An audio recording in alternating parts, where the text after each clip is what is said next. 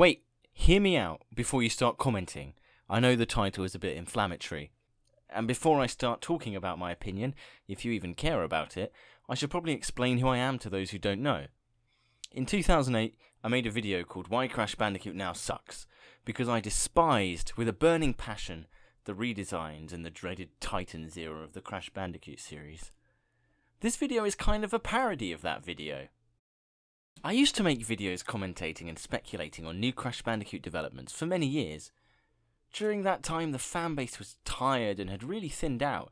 I didn't have that many subscribers, there weren't that many hardcore Crash fans about, and I was always more interested in creating animations anyway, which is why I cleaned up the channel. Some people messaged me saying, "Dude, there's a remake happening. Why aren't you making any content about it? Why aren't you reviewing it? Why aren't you doing a Let's Play? You've been wanting this for years." Well, the truth is, when I first started making these videos, I was young. My life was immersed in Crash Bandicoot. I had a huge collection of memorabilia surrounding me. I cosplayed Crash. It was my one true love, my only passion. But I grew up. I still have my memorabilia, but now I have an adult life, and all kinds of things have been happening. I don't have time to make videos about Crash anymore. Besides, your generic popular video game channels that didn't care about Crash before jumped on the bandwagon when the remasters were announced, and they were the ones getting all the exclusive interviews, clips, teasers and game trials. Not me, who had been supporting the franchise through the dark ages. Nobody sent me any furry dice or puzzles. Nobody invited me to go to any conferences, so I didn't have anything new to offer. I'm a bit salty about that, but who cares? Of course they went for the generic channels with their huge audiences, rather than a Crash Bandicoot-based channel that had struggled to gain an audience because of the lack of people interested in Crash. It makes sense. Now back to Crash 4. Whilst I'm critical of what I've seen, as a lifelong Crash fan, cynic and harsh critic since 2007, I actually have more good to say than bad, which may seem uncharacteristic if you've followed my channel for a long time. And if I, who is often labelled the biggest crybaby Naughty Dog fanboy, can cope with these new designs, then you can too. Let's get into it. So people are complaining about the designs of Crash Bandicoot 4, it's about time. And I can see why. The N. Sane Trilogy got the designs so right.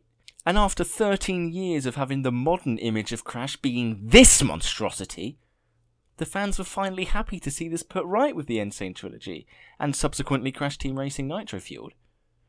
And when you're as die-hard a fan as I am, you're not just a casual gamer who cares solely about gameplay. You care about the world and the characters. Well, here in 2020, a great many fans are worried that history is repeating itself.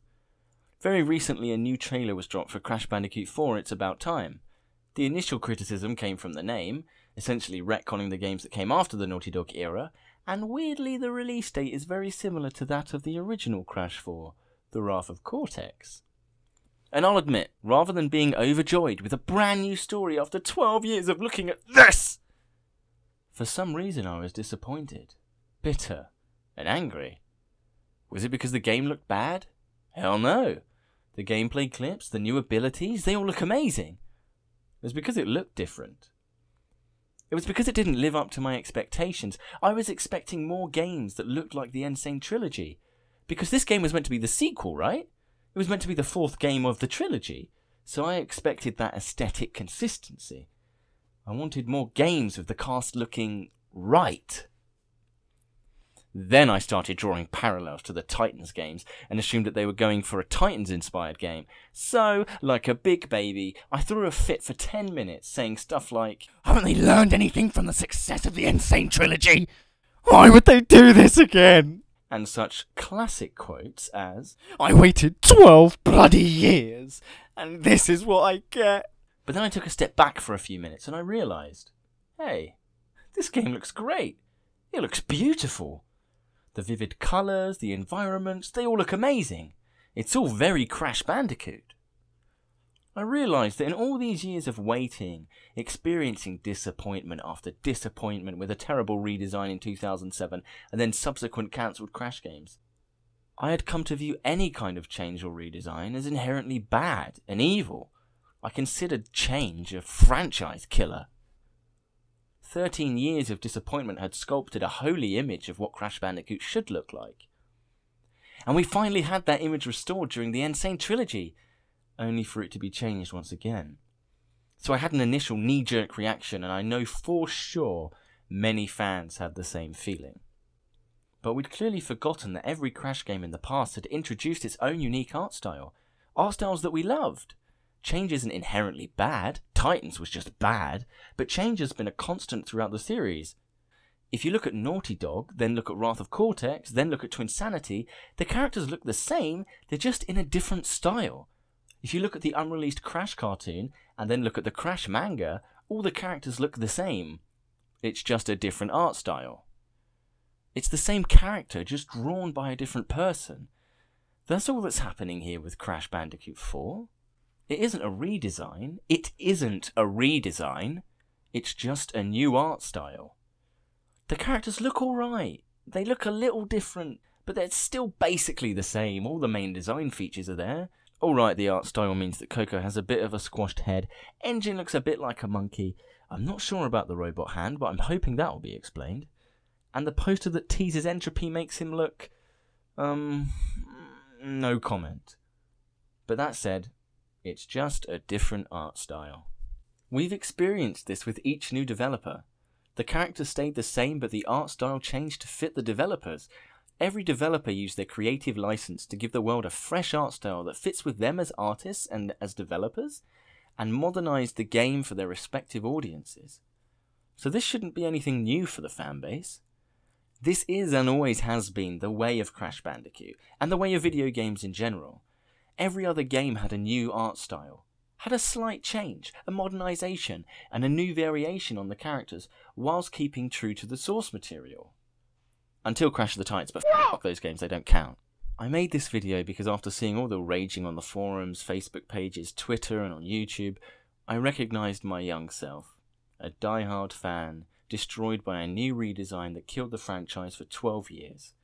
I could see the panic, and I thought I should set the record straight. As the person who was the most likely to be upset by the new designs, if I am able to accept this new game with open arms, so can you.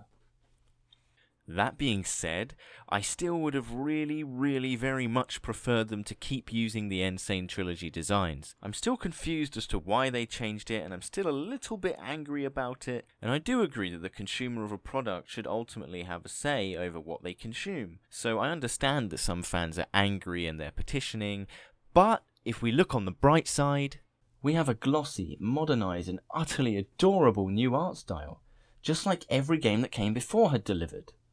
So get ready for an absolutely awesome new game. Look forward to it. Enjoy it. Even if you're still not convinced, please buy the game. If you love Crash Bandicoot and you want more games, keep buying them. Don't boycott them. It took 12 years to get here again. And maybe the next game will be that perfect Crash game you always dreamed of. But if we don't support the franchise, we'll never know what could have been. 12 years, guys. 12 years of a community struggling to survive. A fandom split into two factions, perpetually arguing. 12 years of fantastic fans, artists, cosplayers, animators, all keeping the fanbase entertained, keeping the characters alive when the video game producers refused to give us sustenance. And it's all paid off. I spent 12 years waiting, creating, animating, and now I fully intend to squeeze every drop of fun and joy out of this new experience, this new addition to the franchise, with all its quirks and new content. Crash Bandicoot 4, it's about time. October 2nd, 2020. I can't wait.